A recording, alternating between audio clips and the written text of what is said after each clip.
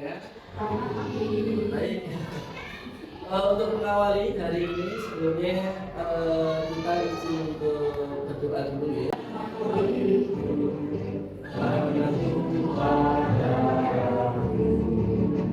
Di sana aku berdiri, jangan sana kita berseru Indonesia bersatu, hiduplah tanahku kita negeriku, bangsaku rakyatku semuanya, bangga jiwa dan perjuangan untuk Indonesia Raya. Indonesia Raya, merdeka, merdeka, tanahku negeriku yang ku cinta.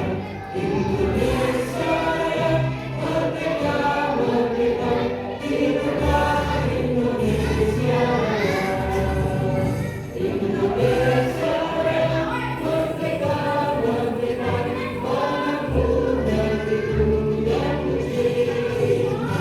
Indonesia Raya, merdeka, merdeka, hiduplah Indonesia Raya. Aku sedikit memperkenalkan lagu dari tujuh jurus BK yang nanti kita akan mengambil salah satu dari jurus tersebut untuk kita sampaikan.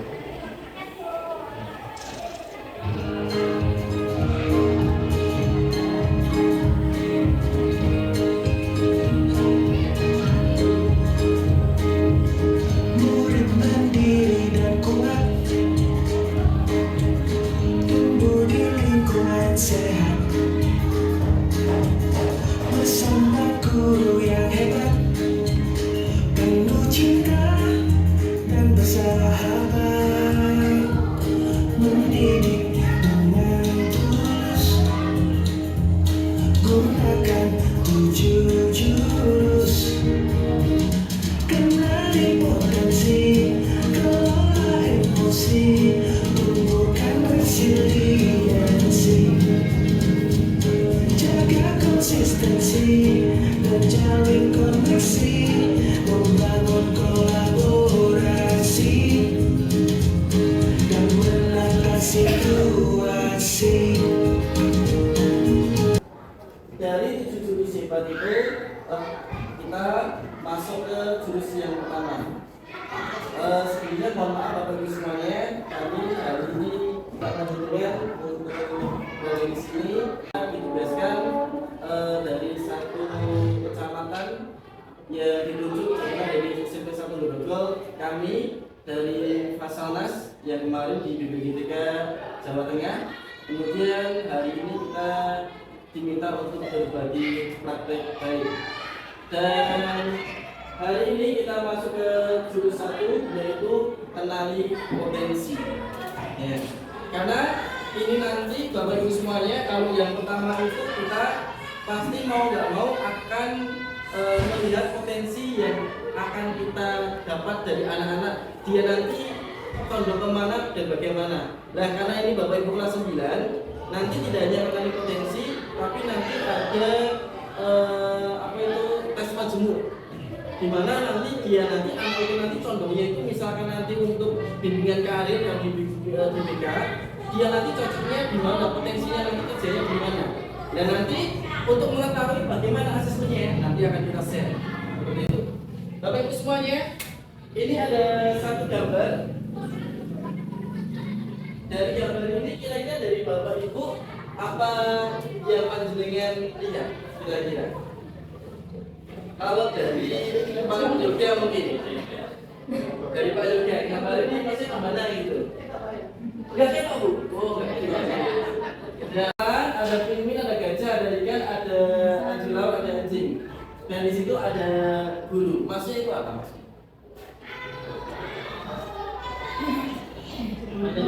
Ada guru. Oke. Yang tidak mungkin jadi mungkin. Oke. Kalau dari Pak Ibrahim? Setiap tingkatan mampu nih. setiap binatang punya kemampuan yang berbeda. Oke, kalau Pak Lili,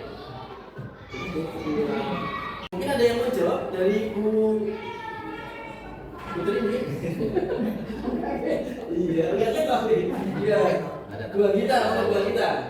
Saya pakai kacamata masuk kaget Pak. Apa maksudnya apa kira-kira? Sama kayak Pak Ibrahim. Sama Pak Ibrahim. Apa tadi Pak?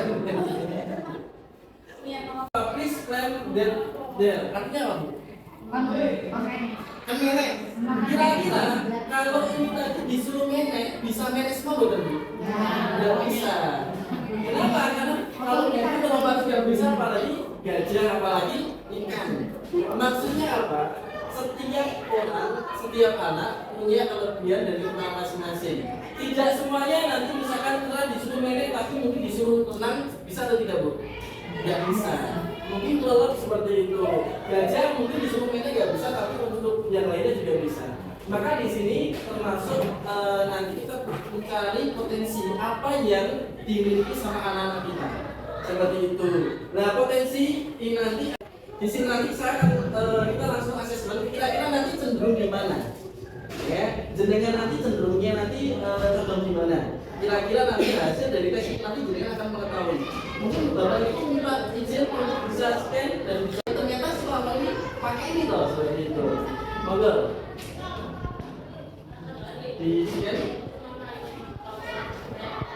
Tapi kalau gaya belajar itu kalau yang jenengan tahu Bu, kira-kira gaya belajar itu ada berapa? Ya. Kalau dari Bu, Pak Lili, ya. Gaya belajar ada berapa Pak Lili? Yang tahu ya? Ada yang tahu mungkin Mbak? Ini seperti itu, oke. Audio, visual, dan kinesthetik. Jadi maksudnya tadi dari video dan potongan tadi, anak-anak kita punya masing-masing kelebihan. Ada yang kemudian dia itu contohnya di audio, ada yang visual, ada yang kinesthetik. Langsung dikerjakan. anak-anak dan video.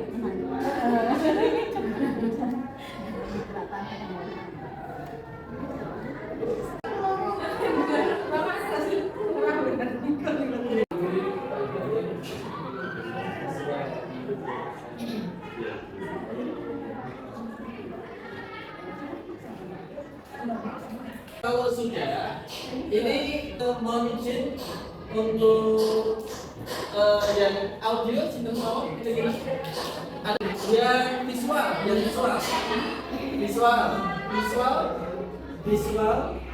visual kinesthetik mungkin ada visual kinesthetik. Oke, tiga ya. 1, 2, 3, 4, 5. Kinesthetik visual, praktek kinesthetik mawon. Ini sama kalau yang visual tadi visual beda sama kriteria yang kelas lain. harus sama ya apa bareng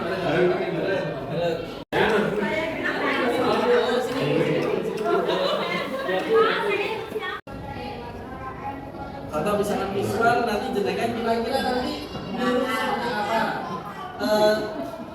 cara panjenengan untuk supaya anak-anak tadi lebih paham dengan apa yang kita sampaikan. Contoh saya di matematika, kemudian anak saya visual, dan nanti bagaimana? Tapi yang sesuai dengan panjenengan. Maka menurut Pak, ya jenengan guru PPKN misalnya. Nah bagaimana anak-anak yang kinesthetik tadi dia juga dapat meresap ilmu PPKN-nya dengan yang kriteria yaitu kinesthetik seperti itu. Seperti itu. Ya, semoga Pak bisa diikut satu kelompok seperti dengan miliki. Yang kedua penataan tempat yang kira-kira efektif untuk mereka yang mempunyai karakter masing-masing seperti itu. Alasannya apa? Ya. Ini di atas. Ini kartu apa, Mas? Aku jangan tadi. Biar tadi.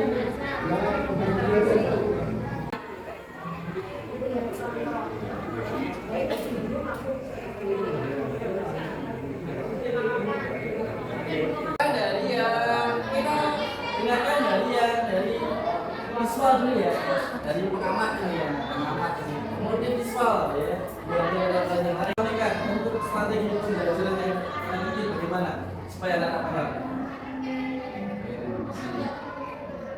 Cenderung menggunakan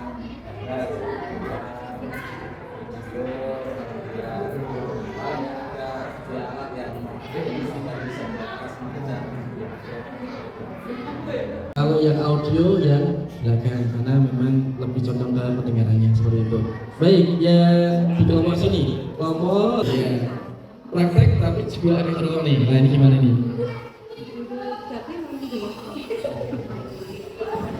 Ya, terima kasih. Ini untuk yang anak-anak kemampuan kinestetik auditory. Kalau kita settingan tempat duduknya mungkin lebih cenderung ke letter U seperti ini. Jadi kalau jumlah siswa 32 siswa itu paling hanya didesakin, jadi semua fokus bisa untuk mendengarkan guru, mereka lebih fokus. Karena kalau duduk seperti yang di kelas itu biasanya yang belakang rame sendiri. Nah, kalau kita buat seperti ini, mungkin anak-anak lebih fokus, suara guru lebih jelas mendengarkan mereka. Kemudian untuk metode pembelajaran, yang pertama karena mereka itu lebih cenderung lebih bisa mengerti dengan auditori, kita ceramah dulu. Kita beri penjelasan tentang materi yang akan kita sampaikan dulu, kita jelaskan sejelas-jelasnya untuk siswa. Dari penjelasan itu kita lanjutkan dengan memberikan contoh real, misalnya kalau untuk bahasa Indonesia atau bahasa Inggris misalnya membaca puisi, kita beri contoh cara membaca puisi yang bagus. Nah, kemudian anak bisa diminta untuk mencoba ke depan membaca puisi 1 atau 2 siswa. Kemudian nanti untuk yang semua siswa nanti bisa kita minta anak-anak untuk memilih puisi yang sesuai, kemudian dipraktikkan ke depan cara membaca puisi yang bagus. Itu menurut kita. Terima kasih.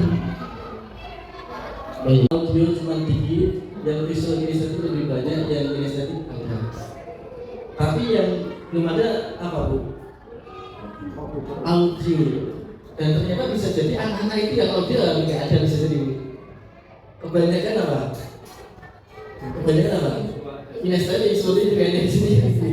Kinestetik kayaknya dia bisa jadi anak-anak kita pun seperti itu. Kebanyakan kinestetik visual. Kinestetik audio ada tapi mungkin dikit. Visual adalah karena memang dia itu suka fokus biasanya untuk penempatan tempat yang mungkin supaya anak-anak tadi bisa menerima semuanya dan bisa masuk. Nah, salah satunya strateginya dengan pembentukan tempat tadi. Nah, Bapak Ibu semuanya, di sini yang kedua, mungkin kalau saya lanjutkan nanti mengerjakan tes ini untuk mengetahui oh ternyata saya itu kondomnya itu jadi dokter, jadi polisi, jadi tentara, jadi apa. Dan nanti bisa diketahui dari tes kecerdasan majemuk. Dan seperti yang disampaikan tadi, mind map, video, ilustrasi atau slide presentasi. Kemudian saat memahami pelajaran cenderung membayangkan. Jadi kalau orang visual itu kadang itu sering membayangkan, pasti sampaikan itu dia membayangkan diri gitu kan. Yang buat ternyata di gambarannya kadang dia udah membayangkan. Itu betul Pak, jangan Pak. Kadang, jadi pas waktu mendapatkan ilmu haji terus kemudian langsung oh iya aku dalane gini, aku gini itu langsung terbayangkan, bisa jadi seperti itu. Tapi kalau yang kinestetik visual itu pun juga masuk juga, tapi lebih malamnya dengan apa? Ada prakteknya seperti itu. Maka strategi pembelajaran yang efektif salah satunya menggunakan gambar, peta konsep, video, infografik, ajak murid membuat catatan wawasan, senang berdiskusi, mendengarkan penjelasan atau mendengar, mudah mengingat informasi yang didengar seperti lagu, cerita atau percakapan. Selanjutnya saat memahami pelajaran cenderung tapi kemudian dia langsung paham seperti itu. Kemudian yang kedua, senang praktek, eksperimen dan aktivitas fisik. Kemudian mudah bosan jika hanya duduk diam terlalu lama. Makanya bisa jadi anak-anak sing rame-rame Pak, sing kakean lain berdiri saat menjawab. Contoh kamu yang bisa berdiri dulu, oke. Oh iya, seperti itu. Nah, maka Bapak Ibu semuanya itu 3 gaya belajar kinestetik. Nah, di sini kecerdasan majemuk tadi ada yang di sini Bu, ada verbal linguistik, ada logis matematis, kecerdasan spasial visual, kemudian kecerdasan kinestetik jasmani. Masing-masing ini itu punya peran masing-masing dan anak-anak kita itu punya tipe masing-masing dari sendiri-sendiri. Dan di sini Bu nanti sebenarnya tuh kalau jenengan nanti mengerjakan anak itu nanti muncul, oh ternyata anak itu condong di logis matematis seperti itu. Nah ini nanti jatuhnya kemana? Jatuhnya nanti bisa ke bidang cita-cita. Nanti dia nanti, oh kamu nanti contohnya di sini, contohnya di sini, contohnya di sini. Karena kamu mudah mengalami seperti itu. Nah, dan seperti itu Bapak Ibu semuanya. Bagaimana Bapak Ibu semuanya membaca, memang melihat tadi ya tentunya kira sudah ketemu ya. Tapi saya ingin tahu kira-kira kalau jenengan dulu belajar efektifnya panjenengan bagaimana Bapak Ibu? Kalau dari Pak Yuda belajar efektif supaya jenengan itu Untuk memang untuk hafalan terus terang itu memang harus tinggi yang pasti. Iya. Jadi sunyi. Jadi kalau banyak orang itu ngapalkan berbagai judul orang apa-apa. Iya, apa itu tadi. Saya loh ya. Iya. Oke. Itu. Kemudian kalau Bu kita kan ya. Iya. Kira-kira apa dulu waktu untuk efisiennya belajar panjenengan? Kalau saya zaman dulu untuk menghafal itu saya lebih ke membuat catatan kecil sih Pak. Jadi buat catatan diulang kecil. lagi, bikin rangkuman, terus habis itu di stabilo, terus menghafalnya itu berulang kali tapi sambil merem. Iya, tapi tadi buat catatan tadi ya. Iya. Oh. Terus sambil bayangin kira-kira kalau seperti ini kayak gimana, kayak pakai perumpamaan sendiri gitu Pak. Iya. Tadi jenengan tadi kayaknya apa? Kinestetik? Kinestetik visual. Visual, oh iya. Kalau jenengan Bu. Kalau saya dulu waktu sekolah itu untuk belajarnya itu kalau yang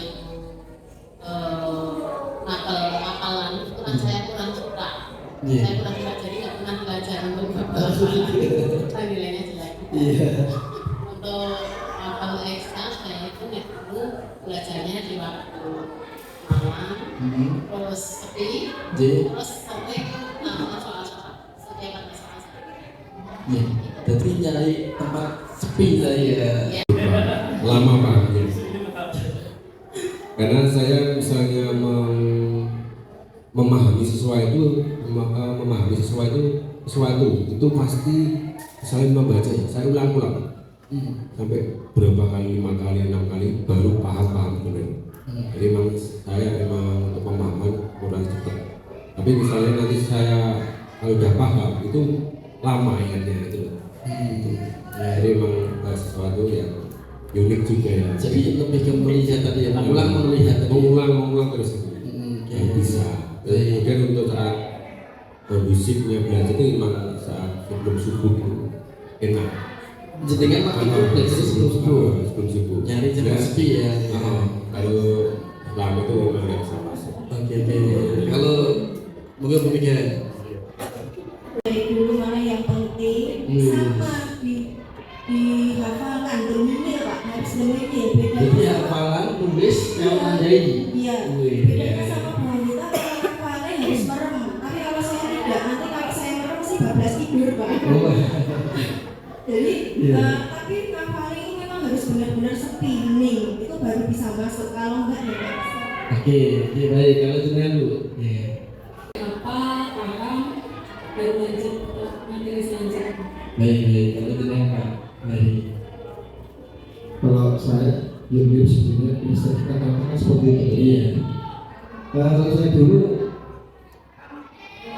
membaca itu bagian cara menghafal, tapi yang kembali ke yang orang kan mesti berbeda cara menghafal. Kalau saya membaca dulu, minimal dibaca berulang-ulang.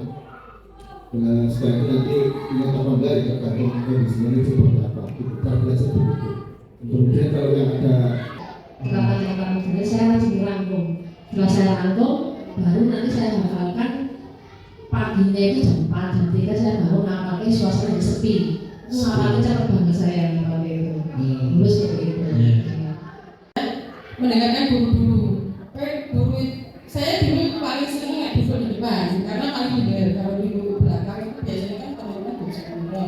Jadi kalau saya duduk itu mintanya di depan ada Nah, itu baru di belakang. Itu mendengar juga harus kutunggok itu. Kok ada sih kalau kayak gitu? Hilang. Iya. langsung Iya. Kalau tidak saya sambil gitu, kalau untuk kenapa ya nanti saya baca dulu beberapa kali, terus nanti buka tutup sama apa gitu. Iya, ini komunikasi atau kemudian ke biografi itu dia menggambar beda itu saya cepat nangkep dulu. Makanya ketika misal IPS seperti itu saya senang karena Pak Wandina tanya posisi pulau-pulau di Indonesia itu saya juga insya Allah masih bisa nyambung. Jangan kan Indonesia itu tanya ke saya juga. Kita punya macam-macam gaya belajar dan bagaimana strategi untuk memaksimalkan upaya belajar kita.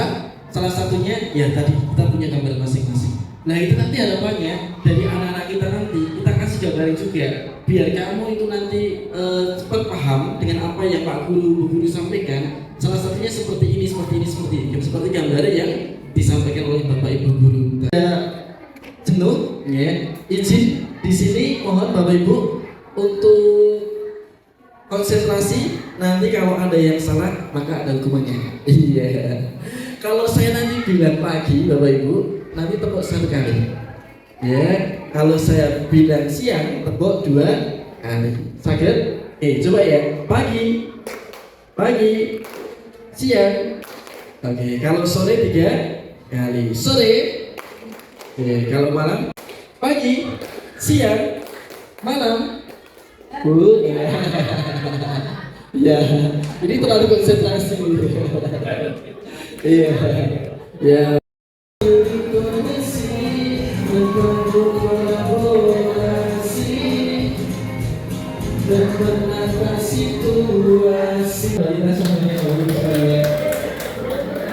Baik, anggur.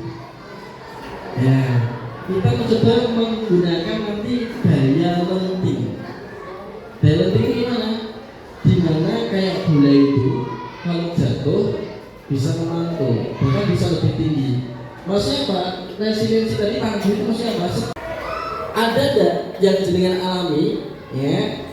Ketika kalau ini mengamati teman ya, kalau jenengan itu punya masalah sing berat atau mungkin masalah yang makdet gitu, kira-kira apa yang alami? Bagaimana jenengan menghadapinya? Contoh jenengan punya masalah dapat kabar pas kamu tahu punya masalah, nah dia responnya bagaimana gitu? Ada nggak yang seperti apa jenengan sampaikan? Mungkin kelihatan panik atau bagaimana kan kelihatan. Oh enggak ya. Belum pernah menjumpai temennya punya masalah belum pernah makanya oke lanjut. Pak Lili ini pernah menjumpai teman yang punya masalah dan bagaimana responnya? Ya pernah juga sih untuk menguatkan masalah itu panik. Paniknya seperti apa? Teman yang punya masalah berat bisa dilihat dari kulitnya. Biasanya murung terus diam. Jarang punya teman yang bermasalah gitu ya. Kurang seru. Iya, itu kita dua-duanya sambil menangis sama bahkan ada itu mereka ya juga. Cukup baik. Jadi rasanya itu kalut. Dia sampai sama saya. Oh, baik. Punya masalah langsung cerita gitu ya. Baik. Apa? Laki-laki apa itu? Ya mungkin tidak pernah cuma ada tadi ya kalau dia punya sendiri dan dia berpikir dengan solusi itu. Nanti yang pertama ketika saya di mahasiswa, teman saya satu kelas di mahasiswa itu ada yang masalah gini. Dia dengan ayahnya, ibunya ibu tiri dengan beberapa adik tiri. Kemudian di masa kuliah semester berapa itu saya lupa, ayahnya meninggal. Dia kemudian merasa tertekan. Kemudian setelah itu sekian lama tidak masuk kuliah. Setelah itu saya dengar kabar katanya dia sukses. Sampai sekarang. Bagaimana ada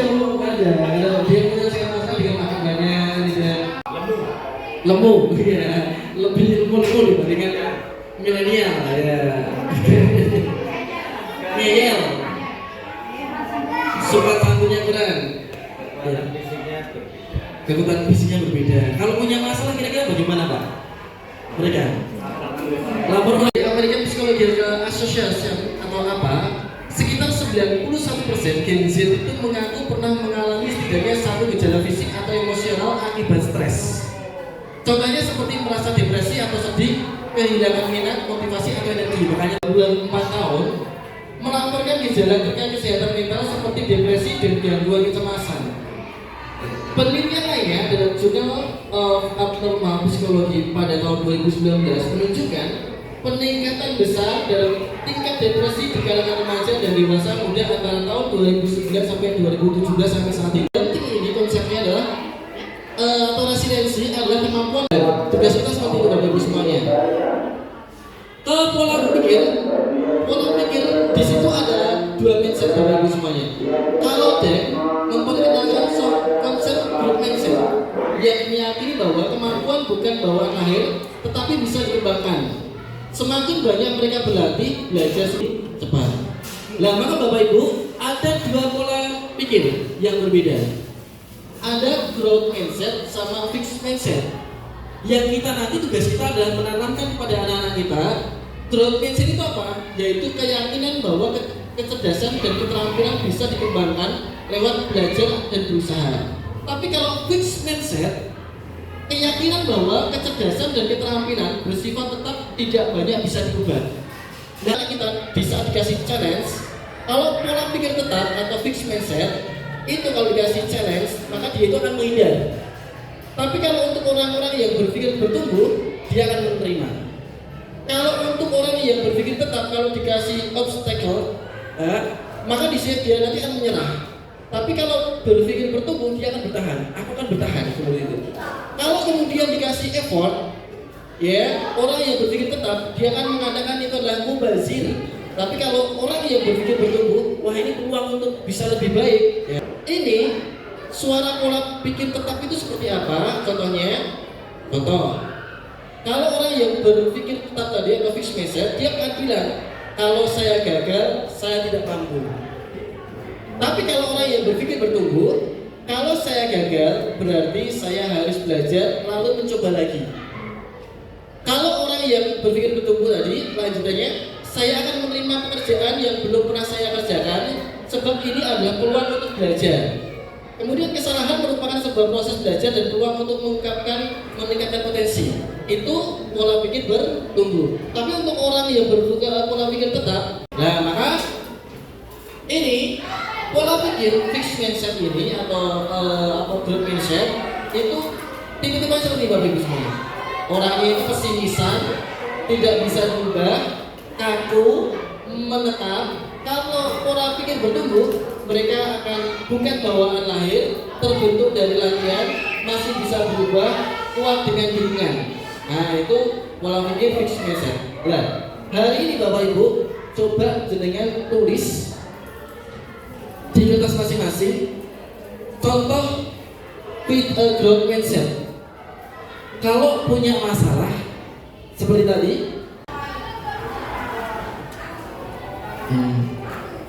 bagus sekali.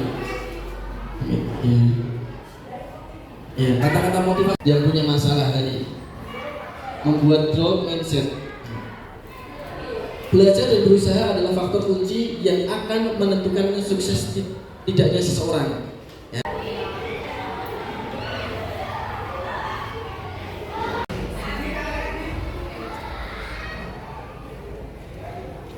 Kegagalan yang kau alami atau kesalahan yang pernah lagi. Belajar adalah sebuah proses. Kesuksesan harus kita raih. Yes, oke. Setidaknya kita tergantung dari diri kita sendiri, bukan orang lain. Oke, Masya Allah. Nanti adik menjelaskan. Oke, iya. Oh, balik. Kalian bicara.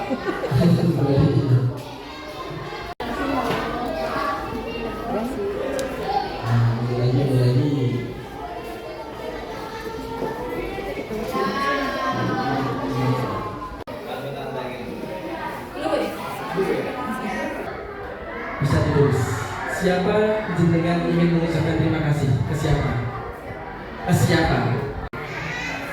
Ini yang manusia, ini yang manusia, ini yang manusia. Boleh dua, boleh tiga. Boleh tiga, ya.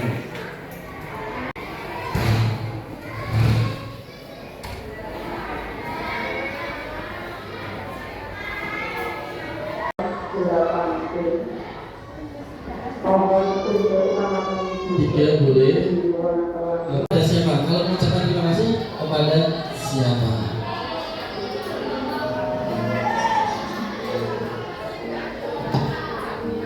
Boleh dikasih alasannya tadi ya Bapak yang belum nih? Boleh. Dalam setiap momen pasti ucapan terima kasih yang pertama saya aturkan untuk ibu, bapak saya, orang tua saya, keluarga baik family, dan orang-orang terkasih yang telah menyemangati saya. Kemudian yang kedua, juga terima kasih kepada orang tua dan keluarga yang senantiasa mendukung pada orang tua yang mendidik dengan segala adab dan budi pekerti. Juga terima kasih kepada guru-guru kami mulai dari TK, SD, SMP, STM hingga berbagai semuanya telah dengan segala Untuk anak-anak saya karena selama ini membantu saya berproses menjadi ibu yang lebih baik, karena saya tahu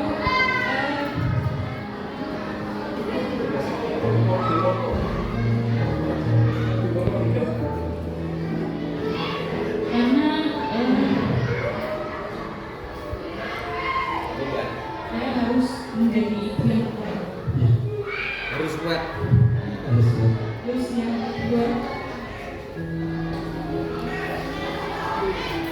kedua pasti untuk suami saya,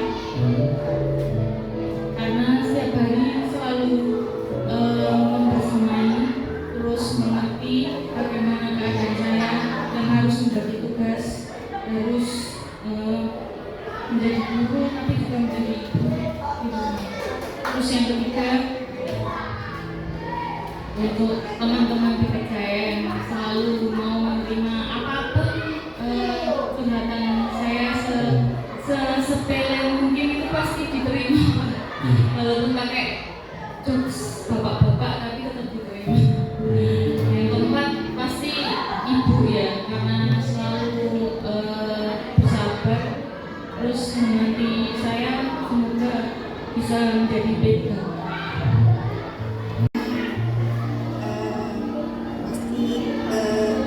Ibu dulu, karena tanpa perjuangan beliau nggak mungkin saya jadi seperti ini. Single parent Pak, terlahir dari keluarga terpenuh yang seorang ibu harus membesarkan ketiga orang putrinya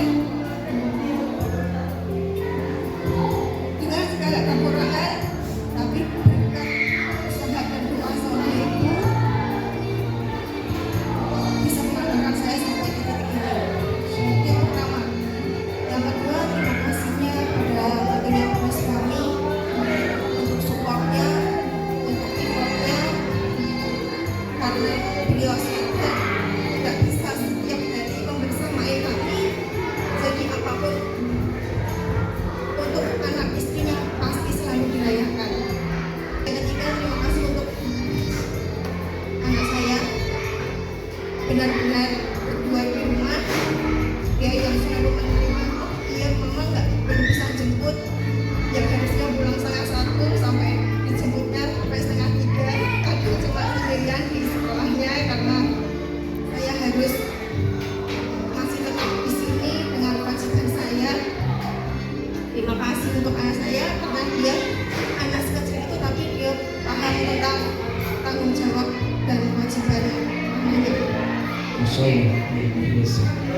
Allah.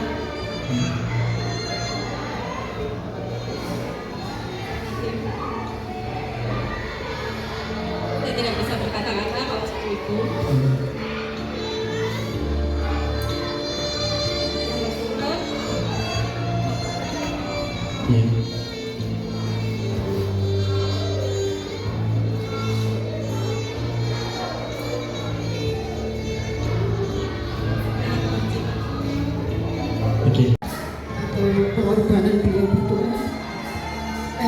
kemudian anak saya karena sudah jadi anak-anak hebat berjuang bersama saya sampai depan. Masya Allah. Tapi ternyata kita belum mengucapkan terima kasih pada diri kita sendiri. Yang kita luar biasa menghadapi masalah-masalah, namun kita ternyata bisa sampai titik saat ini. Maka mohon izin Bapak Ibu, hari ini kita coba. Ini gerakan saya, silakan dua tangan, silakan mengepala seperti ini. Ya, yang saya sampaikan. Ikuti dan Bapak sudah biasa sampaikan. Baik.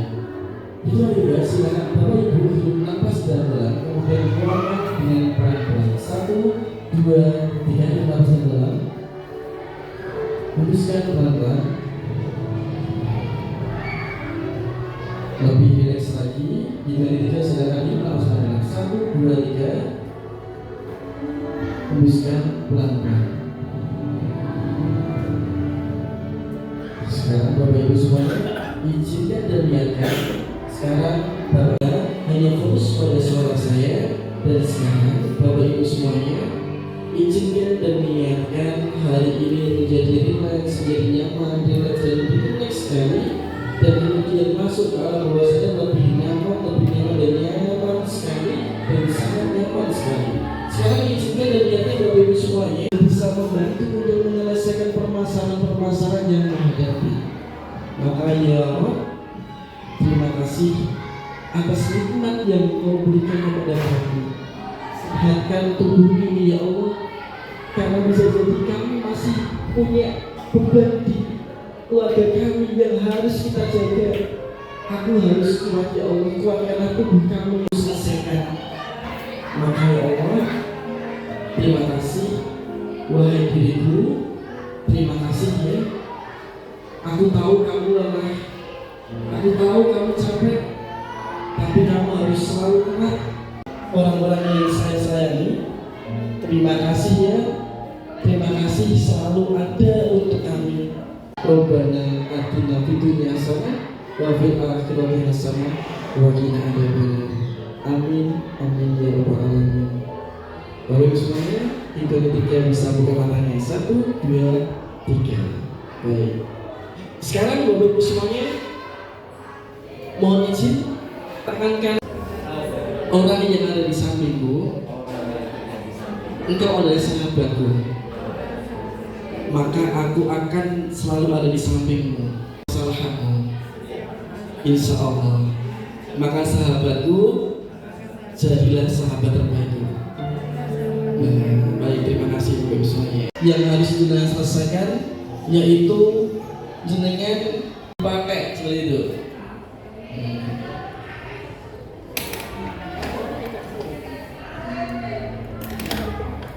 Ganjil atau yang 2 di yang 4, maka yang satu ngapunten bisa gabung di sini, Bu ngapunten ya, bilang boleh. Terus kemudian bolpen yang jenengan bawa, silakan tugasnya adalah jenengan bagaimana bolpen itu bisa berdiri dan saling bersinergi. Ya, bolpen yang jenengan miliki bagaimana bisa berdiri dan bersinergi. Masing-masing pegang, tidak pegang ini tapi masing-masing pegang. Jangan juga Bu.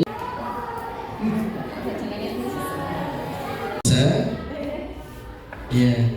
Dengan masalah yang ada, jenengan pasti bisa menyelesaikan. Ya, tapi udah dia. Nggak bisa. Di penghujung terakhir, terima kasih sudah menemani kami dari awal sampai hari ini. Dan dari saya, semoga ilmu yang pernah disampaikan saya dan ingin kami sampaikan kepada jenengan semoga bisa bermanfaat khususnya bagi saya sendiri dan umumnya bagi panjenengan semuanya.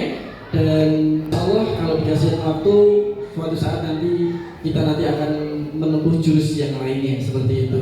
Dan dari saya ucapkan terima kasih. Kalau ada salahnya mohon dimaafkan. Wassalamualaikum warahmatullahi wabarakatuh.